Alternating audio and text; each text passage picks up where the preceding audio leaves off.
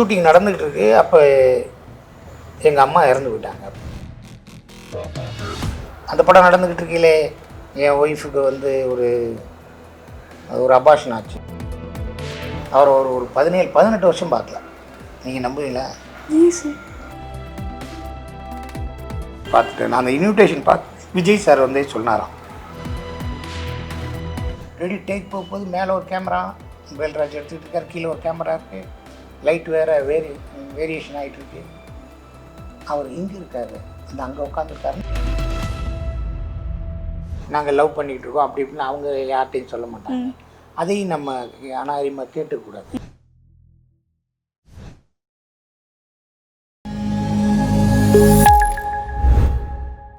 நாதஸ் media நேயர்களுக்கு வணக்கம். இன்றைக்கி நம்ம யாரை பார்க்க போகிறோம் அப்படின்னா, ஒரு மிகப்பெரிய ஒரு ஜாம்பவானே சொல்லலாம் அவரை பற்றி. முதல்ல அவரோட வாழ்க்கையில் அசிஸ்டன்ட் டைரக்டராக ஆரம்பித்து டைரக்ட் பண்ணி குணச்சித்திர நடிகராக நடித்து இப்போது ஒரு மிகப்பெரிய ஒரு வில்லனாகவும் நடிச்சிருக்காரு மகாராஜாவில். ஸோ அவரை தான் நம்ம இன்றைக்கி மீட் பண்ண போகிறோம். Singampuli sir, welcome to the show sir. Direction Suriya sir, அவர் கூட எக்ஸ்பீரியன்ஸ். அவர் இல்லைன்னா நம்ம சினிமாவில் இல்லைன்னு ஒரு நல்ல கேரக்டர். எனக்கு தம்பி மாதிரி தான் வச்சுக்கோங்களேன். எனக்கு அவ்வளோ பெரிய வாய்ப்பெல்லாம் கொடுத்தாரு. நீங்கள் என்னை வச்சு எனக்கு வாங்க வசனம் எழுத வாங்கன்னு பேரலன்னு கூப்பிட்டு போனாங்க. பிதாமகன் ஷூட்டிங் அப்போ என் கூட அவ்வளோ பாசமாக இருந்தார். என் ரூமுக்கு வந்து சாப்பிடுவார்.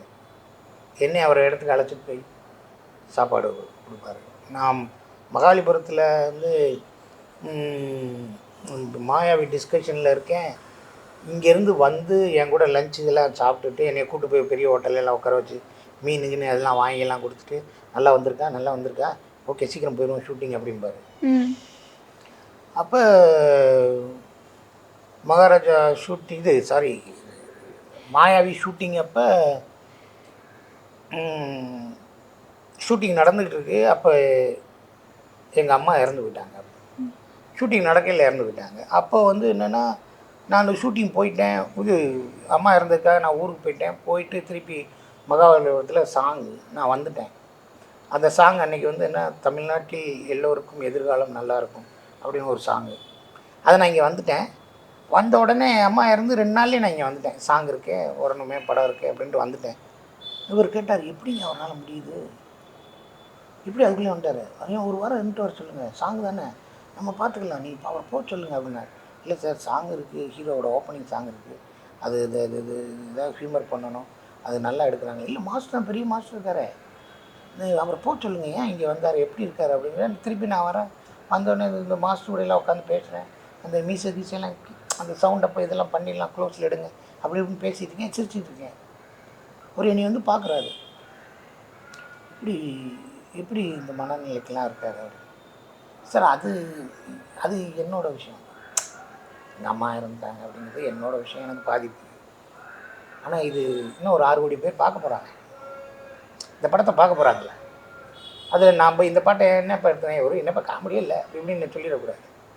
அதுக்கு நான் பதில் சொல்லி இல்லை, நான் அன்றைக்கி வந்து எங்கள் வீட்டில் அப்படி இப்படின்னா அதெல்லாம் நம்ம பேசக்கூடாது. அது வந்து அந்த படத்துக்கு நம்ம செய்கிற தப்பு. அது மாதிரி இருந்துச்சு. அப்புறம் அந்த படம் நடந்துக்கிட்டு இருக்கையிலே என் ஒய்ஃபுக்கு வந்து ஒரு அபார்ஷன் ஆச்சு, ஒரு 9th months. இந்த படம் காமெடி படம் எடுத்துக்கிட்டு இருக்கேன். அப்போ இருந்துச்சு. அப்போயும் அவர் வந்து ரொம்ப ஃபீல் ஆகிட்டார் சூர்யா சார். விடுங்க பார்த்துக்கலாம் பாரு. என் மேலே ரொம்ப பாசமாக இருப்பார். பாம்பேயில் இருந்தால் கூட அங்கேருந்து வரையில் நானே கேட்பேன், அவர் அப்போ உங்கள் பாம்பே போனேன்னா ஏதாவது எனக்கு வாங்கிட்டு வாங்க அப்படின்னு. உங்களுக்கு இல்லாமல் ஆம்பார். அங்கே போயிட்டு 36-38 ஆம்பார். என்னது, கடையில் இருக்கேன், ஜீன்ஸ் எடுத்துக்கிட்டு இருக்கேன், எங்கே இருக்கு என்னங்க பாரு அப்படிம்பாரு. பணம் கொடுத்து விடுவார். எங்கே இருக்கீங்க, இந்த அவர் கொடுப்பாரு வாங்கிக்கோங்க அப்படின்னு எனக்கு பணம் கொடுத்துருக்காரு.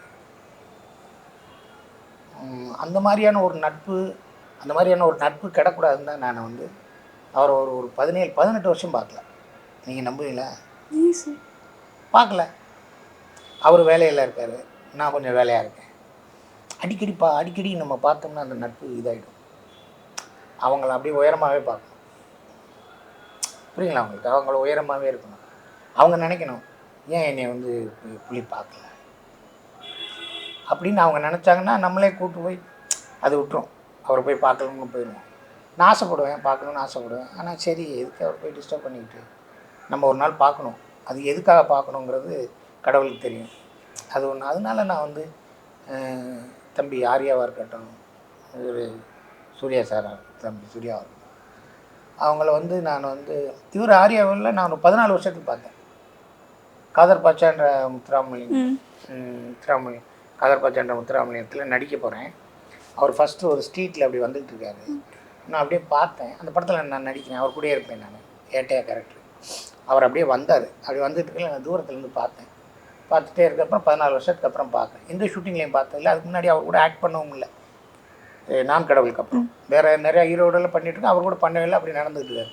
அவர்கிட்ட அவரோட மேக்கப் பண்ணு சார், புலி சார் வந்திருக்காரு அப்படிங்கிறார். ரெடி டேக் போகும்போது மேலே ஒரு கேமரா வேல்ராஜ் எடுத்துக்கிட்டு இருக்கார், கீழே ஒரு கேமரா இருக்குது, லைட் வேறு வேரியேஷன் ஆகிட்டுருக்கு. அவர் இங்கே இருக்கார், இந்த அங்கே உட்காந்துருக்காருன்னு அவர் ஷார்ட்லேருந்து வந்துட்டார். நேராக வந்து என்ன பிரதர் மீட் பண்ணவே முடியலை அப்படின்னு சொல்லி கட்டி பிடிச்சார். போங்க ஷார்ட்டை முடியுங்க, போங்க பிரேக்கில் மீட் பண்ணுவோம், போங்க இருங்க வந்துடுறேன். என்ன பிரதர் இவ்வளோ நாள் ஆச்சு பார்க்கலையே, நீங்கள் என்னை பார்க்க மாட்டேங்க நீங்கள் அப்படின்ட்டு அவர் போனார். அது அவர் கூடயே ஒரு 40 நாள் நடிச்சேன். அது மாதிரி நம்மளுக்கு வந்து தம்பி விமலா இருக்கட்டும், சித்தார்த்தா இருக்கட்டும், விதார்த்தா இருக்கட்டும், அவங்க கூடலாம் ஆக்ட் பண்ணி காவியத்தலைவன் பண்ணும்போதெல்லாம் பிருத்திவிராஜ், சித்தார்த்து அவங்களோடலாம் வசந்த பாலன் வந்து ஒரு 40-50 நாள் ஒர்க் பண்ணோம். அப்படி ஒர்க் பண்ணோம். இவ்வளோ விஷயங்கள் நான் பிருத்திவிராஜ் எல்லாம் அவ்வளோ விஷயங்கள் நான் பேசினேன். அவரும் நிறையா விஷயங்கள் பேசினார். சித்தார்த்து அவர் கூட பேசினேன். இன்றைக்காக இரவு ஃபோன் பண்ணுவார், என்ன எப்படி இருக்கீங்கன்னு. அப்புறம் ரொம்ப நாள் கழித்து நான் சித்தார்த்து எல்லாம் லைன் கிங் டப் பண்ணோம். அதில் ஒரு டீமாக இருந்தால் டப் பண்ணி இங்கே இந்தியாவிலே தமிழில் அந்த வால்ட் டிஸ்னி லைன் கிங்கு அதான் தமிழ் வெர்ஷனில் பெரிய ஹிட்டு. அந்த ஒரு ஹிட்டில் நாங்கள் அந்த டீமோன்கிற கேரக்டர் நான் பண்ணேன். அவர் அந்த லைனுக்கு அந்த கேரக்டர் கவர் பண்ணார்.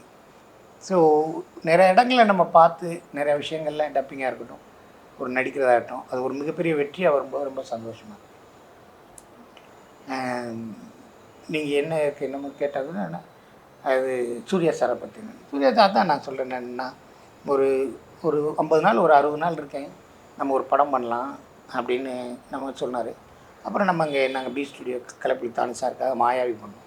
இப்போ மாயாவி பண்ணையில் நம்ம உடனே ஸ்கிரிப்ட் பண்ண வேண்டிய சூழ்நிலை. இந்த ஹம் தும்னு ஒரு English film, Hindi film, Saif Ali கானும் கரீனா கபூர் நடிச்சது. இல்லை ப்ரீத்தி ஜிந்தாவும் அவங்க நடிச்சது. அதை ரீமேக் பண்ணிடலாமா அப்படிங்கிறதெல்லாம் பண்ணோம் நம்ம. ஆனால் அது கொஞ்சம் பெரிய பட்ஜெட்டாக இருந்துச்சு. அதை வந்து பெரிய சூர்யா சாரை சரி சீக்கிரம் ஒன்று பண்ணிடலாமே அப்படின்னு சொல்லி தான் மாயாவி ஒன்று பண்ணோம். எனக்கு பிடிச்ச படம் மாயாவி. அதில் வந்து நிறையா டைலாக்ஸாக இருக்கட்டும், ஆக்டிங்காக இருக்கட்டும், சூர்யா சார் இன்னொரு லெவலில் அதை பார்த்துட்டு நான் அந்த இன்விடேஷன் விஜய் சார் வந்து சொன்னாராம். இன்விடேஷன் பார்த்துட்டு எக்ஸ்ட்ரானரியாக இருக்குது இந்த படம் மாயாவி. அந்த கூண்டுக்குள்ளே அவங்க உட்காந்துருப்பாங்க, ஒரு வெளியே நின்று இருப்பார், அந்த மீசைலாம் வச்சு அவ்வளோ அந்த டிசைனை பார்த்தே அவர் வந்து சூப்பர். அவரோட கெட்டப்பு, ஆக்டிங்கு நீங்கள் பார்த்தீங்கன்னா அப்படி இருக்கும். போட்டி வேணுமா, போட்டியா அப்படின்னு கேட்டால் நான் யாருக்கும் போட்டி இல்லை, எனக்கு யாரும் போட்டி இல்லை அப்படின்பாரு. அந்த மாதிரி இருக்கும். உலகத்தில் இருக்க எல்லா பேரும் வந்து இந்த பாளையாவை கட்டி பிடிச்சி பாராட்டிட்டு போயிட்டான், ஒன்றா உட்காந்து சாப்பிட்டு போயிட்டான் அப்படிங்கிறது ஒன்று. அப்புறமேலு உலகம் பூரா ரசிகன் பண்ணுற இந்த அமிதாப் பச்சன் வீடு ஏலம் போயிடுச்சுடா. அவ்வளோ பெரிய அவள் வீடே ஏலம் போயிடுச்சு. என்ன பெரிய நடிகர், என்ன பெரிய ஊடு வந்து திருட்டான், என்ன பெரிய அன்னை இல்லாம் புரியுங்களா அவனுக்கு. அது மாதிரி நிறையா விஷயங்கள் அந்த படத்தில். அவன் பசிக்குதுன்னு சொல்லலையே, உனக்கு எப்படி அவனுக்கு காசு கொடுத்து சாப்பிட சொன்னேன் அப்படின்னா, அவன் உலகத்தில் எந்த மொழியில் சொன்னாலும், எந்த மொழியில் பசிக்குதுன்னு சொன்னாலும் பாளையாக்கு புரியும் அப்படின்பான். புரியுங்களா அவங்களுக்கு. இது மாதிரி நிறையா வசனங்கள். கடவுள் தந்த அழகிய வரும், அது ஒரு சாங் நிறைய பேர் இன்னும் ரிங்டோங்க வச்சுருக்காங்க. ஸோ அந்த ஃபிலிமில் ஃபைனலாக ரோமன் ஹாலிடே தான் நம்ம அது மாதிரி 2 பேரும் பிரிஞ்சு போகிற மாதிரி ரோமன் ஹாலிடேயில் இருக்கும் இங்கிலீஷ் ஃபிலிம். அது மாதிரி 2 பேரும் பிரிஞ்சு போயிட்டாங்க அப்படிங்கிற மாதிரி தான் இருந்துச்சு. அப்போ அந்த வாரமே அவங்களுக்கு நிச்சயமாகி கல்யாணமெல்லாம் ஆயிடுச்சு. புரியுங்களா அவங்களுக்கு. அது ஆனால் அந்த படத்துக்கு அது தேவைப்பட்டுச்சு, அது நம்ம பண்ணோம். ஸோ ஆனால் உங்களுக்கு தெரியும் அவர் தான் எனக்கு ஒரு பெரிய வெற்றியையும் எனக்கு ஒரு ரெகனேஷனையும் இந்த சினிமா வாழ்க்கையும் பெருசாக ஏற்படுத்தி கொடுத்தவர் சூர்யா சார். செட்டில் உங்களுக்கு தெரியுமா சார் 2 பேர் லவ் பண்ணுறாங்க அப்படின்னு? சூர்யா ஜோதிகா. இல்லை, அவங்க பேரலான்லேருந்தே தெரியுமே. ஓகே, பேரலாங்கலேருந்தே தெரியும். ஆமாம், அவங்க லவ் பண்ணி பேப்பர்ல எல்லாம் போடுறாங்க, கிசஸ் எல்லாம் வருது. அது வந்து நாங்கள் லவ் பண்ணிக்கிட்டு இருக்கோம் அப்படி இப்படின்னு அவங்க யார்கிட்டையும் சொல்ல மாட்டாங்க. அதையும் நம்ம அனாரிமா கேட்டுக்கூடாது. ஸோ அவங்களுக்கு அவரை பிடிச்சிருக்கு, அவங்கள பிடிச்சிருக்கு. ஒரு முத படத்துலேருந்தே அவங்க 2 பேருமே பேராக இருந்தாங்க. ஸோ இன்றைக்கி அவர் கம்பெனியில் மேடம் வந்து பண்ணுறாங்க. அது ஸ்டேட் அவார்டு, பெரிய அவார்டெலாம் கிடைக்குது. ஒரு இண்டிவிஜுவலாக பெரிய கேரக்டர்லாம் பண்ணுறாங்க. ஸோ அவங்களுக்கு நம்ம கேரக்டர் பண்ணணும் அப்படின்னு சொல்லி அவர் கம்பெனி ஆரம்பிக்கிறாரு. புரியுங்களா அவங்களுக்கு? அதுலேயும்லாம் குழந்தைகள்லாம் இப்போ நல்லா படிக்குது. பெரிய ஃபவுண்டேஷன் வச்சு தமிழ்நாட்டில் இருக்க நிறைய ஏழை குழந்தைகளுக்கு அவர் படிக்க வைக்கிறாரு. ஏன்னா அவருக்கு ஒரு நல்ல ஹார்ட், அதனால தான் அதை செய்ய முடியுது. இப்போ அவங்க அப்பா வந்து எனக்கு தெரிஞ்சு சிவகுமார் சார் வந்து 10ஆவதுல 12ஆவதுல பெருசாக மார்க் எடுத்தவங்களுக்கு தினத்தந்தி மாதிரி அவர் ஏதோ ஒரு ஒரு பணம் கொடுப்பார். அந்த காலத்துலேருந்தே அவர் நிறைய 30 வருஷத்துக்கு முன்னாடி கொடுத்துட்ருக்காரு. ஸோ இதோட அடுத்த ஸ்டெப்பாக அவரோட சன்னு சூர்யா சார் ஒரு அகரம்னு வச்சு அவ்வளோ பண்ணுறாரு. அவர் கார்த்திக் சாரும் பண்ணுறாரு, விவசாயிகளுக்கு அது நிறையா பண்ணுறாரு. ஸோ ஒரு எக்ஸாம்பிளாக இருக்காங்க. ஸோ அவங்கெல்லாம் நம்மளுக்கு தெரியுது, அவங்களுக்கு தெரியுது. அது ஹாப்பி தானே.